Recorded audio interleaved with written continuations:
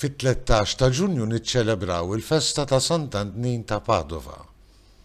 Sant'Antnin dejjem jiġi rrappreżentat fl-istatwi u fil-pitturi manna ma' Ġesu bambin. Fakkarna viżjoni illi Sant'Antnin kellu lejn l-aħħar ta' ħajtu tal-bambin Ġesu. Imma forsi din it-tannieqa ta' mħabba mal-mulej Ġesu kien l-atteġġament fundamentali tal-ħajja kollha ta' Sant'Antnin. Għaqda ma' Ġesu permezz tal-kelma u permezz tal-Ewkaristija. Inselmilkom u nistedinkom għal 289 riflessjoni 3 minuti mal-Patri. Sejrin niċċelebraw is-solennità tal-ġisem u d-demm ta' Sidna Ġesu Kristu.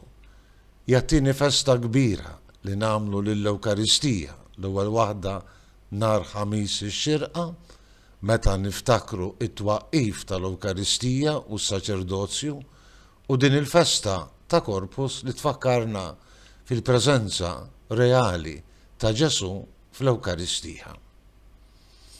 Nistgħu nesperjenzjaw il-ħajja, l-intimità, l-imħabba tal-mulej Ġesu kull darba mhux biss li nqimuh fil-preżenza Ewkaristika, imma kull darba li aħna nitqarbnu bil-ġisem u d-demm tiegħu. Mhux ta' b'xejn sejrin nisimgħu silta sabiħa immens l-għeluq tad-diskors fuq l-Ewkaristija li Ġesu jagħmel fil-Vanġelu skont San Ġwan wara l-miraklu ta' tkattir tal-ħobs. Ġesu jiddikjara jienu il-ħobs ħaj li niżel mis-sema. U jistedinna biex nikluh biex ikonna il-ħajja. Min jiekol ġismi u jixrob demmi għandu l-ħajja fih, anzi għandu l-ħajja ta' dejjem u jiena nqajmu mill-imwiet fl-aħħar jum. Ġesu jagħtina lilu nnifsu biex ikonna il-ħajja tal-grazzja, il-ħajja tal-Ispirtu, il-ħajja veru, il-ħajja vera issa fil-preżent u l-ħajja ta' dejjem. Min jiekol ġismi jiena nqajmu mill-imwiet fl-aħħar jum. U Ġesu jkompli jtambar fuq l-importanza li ngħixu bih.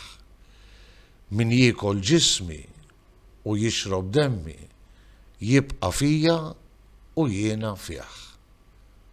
Bħal Sant'Antnin, manqin mal-bambin Ġesu, ħajja mejxa fil-preżenza ta' Ġesu bil-qawwa ta' dan il-ħobs ħaj li niżel mis-sema.